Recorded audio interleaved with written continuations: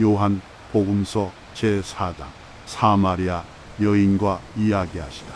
예수님께서는 당신이 요한보다 더 많은 사람을 제자로 만들고 세례를 준다는 소문을 바리사이들이 들었다는 것을 알게 되셨다. 사실은 예수님께서 친히 세례를 주신 것이 아니라 제자들이 준 것이다. 그래서 예수님께서는 유다를 떠나 다시 갈릴레아로 가셨다. 그때에 사마리아를 가로질러 가셔야 했다. 그렇게 하여 예수님께서는 야곱이 자기 아들 요셉에게 준 땅에서 가까운 시카르라는 사마리아의 한 보울에 이르셨다. 그곳에는 야곱의 우물이 있었다. 길을 건너라 지치신 예수님께서는 그 우물가에 앉으셨다. 때는 정오 무렵이었다. 마침 사마리아 여자 하나가 물을 기르러 왔다. 그러자 예수님께서 나에게 마실 물을 좀 다오 하고 그 여자에게 말씀하셨다. 제자들은 먹을 것을 사러 보울에 가 있었다. 사마리아 여자가 예수님께 말하였다. 선생님은 어떻게 유다 사람이시면서 사마리아 여자인 저에게 마실 물을 청하십니까? 사실 유다인들은 사마리아인들과 상종하지 않았다. 예수님께서 그 여자에게 대답하셨다. 내가 하느님의 선물을 알고 또 나에게 마실 물을 좀 다오 하고 너에게 말하는 이가 누구인지 알았더라면 오히려 내가 그에게 청하고 그는 너에게 생수를 주었을 것이다. 그러자 그 여자가 예수님께 말하였다. 선생님, 두레박도 가지고 계시지 않고 우물도 깊은데 어디에서 그 생수를 마련하시렵니까? 선생님이 저희 조상 야곱보다 더 훌륭한 분이시라는 말씀입니까? 그분께서 저희에게 이 우물을 주셨습니다. 그분은 물론 그분의 자녀들과 가축들도 이 우물물을 마셨습니다. 예수님께서 그 여자에게 이르셨다.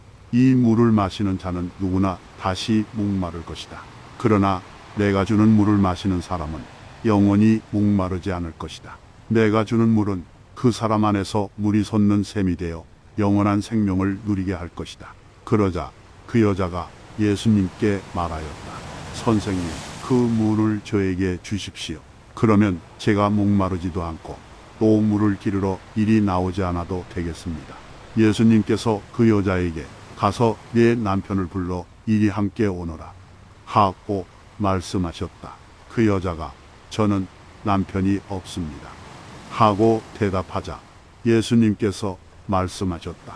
저는 남편이 없습니다 한 것은 맞는 말이다. 너는 남편이 5이나 있었지만 지금 함께 사는 남자도 남편이 아니니 너는 바른 대로 말하였다.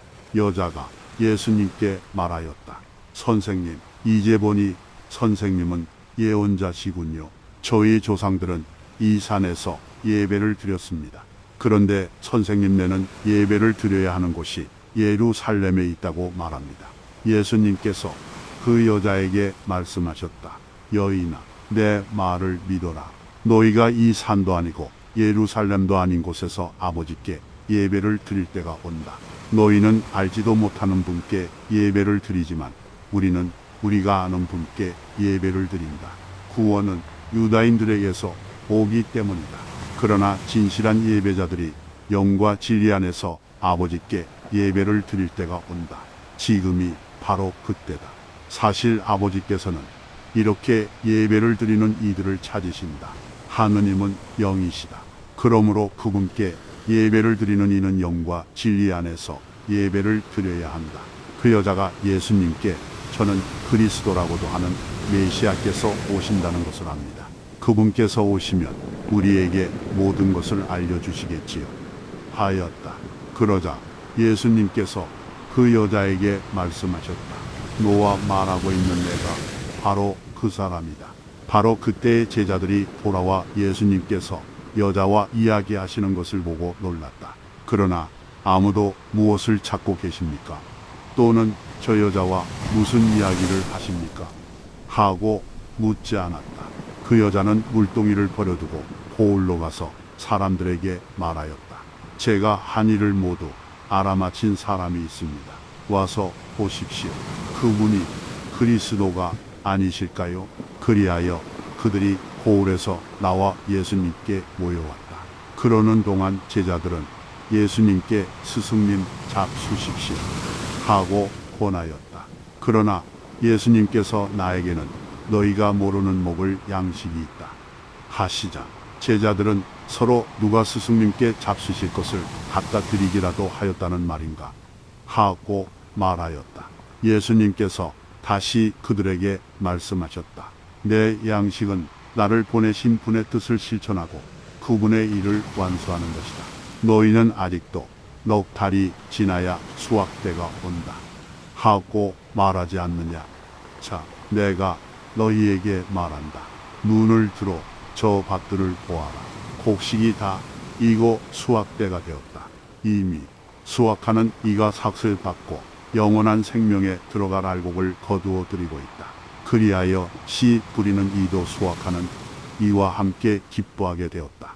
과연 씨 뿌리는 이가 다르고 수확하는 이가 다르다. 넌 말이 옳다.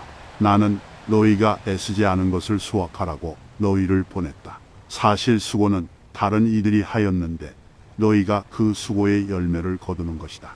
그 고을에 사는 많은 사마리아인들이 예수님을 믿게 되었다. 그 여자가 저분은 제가 한 일을 모두 알아맞혔습니다 하고 증언하는 말을 하였기 때문이다. 이 사마리아인들이 예수님께 와서 자기들과 함께 머무르시기를 청하자 그분께서는 거기에서 이틀을 머무르셨다. 그리하여 더 많은 사람이 그분의 말씀을 듣고 믿게 되었다. 그들이 그 여자에게 말하였다.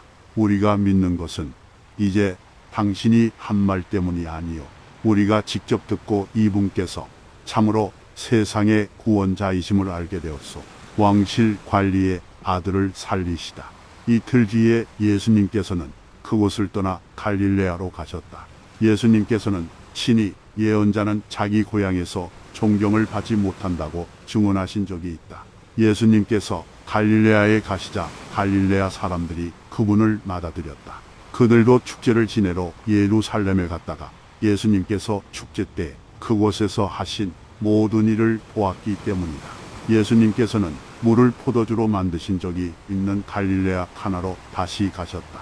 거기에 왕실 관리가 한 사람 있었는데 그의 아들이 가파르나움에서 알아누워 있었다. 그는 예수님께서 유다를 떠나 갈릴레아에 오셨다는 말을 듣고 예수님을 찾아와 자기 아들이 죽게 되었으니 가파르나움으로 내려가시어 아들을 고쳐 주십사고 청하였다. 예수님께서는 그에게 이르셨다. 너희는 표징과 이적을 보지 않으면 믿지 않을 것이다. 그래도 그 왕실 관리는 예수님께 주님, 제 아이가 죽기 전에 같이 내려가 주십시오 하고 말하였다. 그러자 예수님께서 그에게 말씀하셨다. 가거라, 내 아들은 살아날 것이다. 그 사람은 예수님께서 자기에게 이르신 말씀을 믿고 떠나갔다. 그가 내려가는 도중에 그의 종들이 마주 와서 아이가 살아났다고 말하였다. 그래서 그가 종들에게 아이가 나아지기 시작한 시간을 묻자 어제 오후 1시에 열이 떨어졌습니다 하고 대답하는 것이었다. 그 아버지는 바로 그 시간에 예수님께서 자기에게 내 아들은 살아날 것이다 하고 말씀하신 것을 알았다. 그리하여 그와 그의 온 집안이 믿게 되었다. 이렇게 예수님께서는 유다를 떠나 갈릴레아로 가시어 두 번째 표징을 일으키셨다.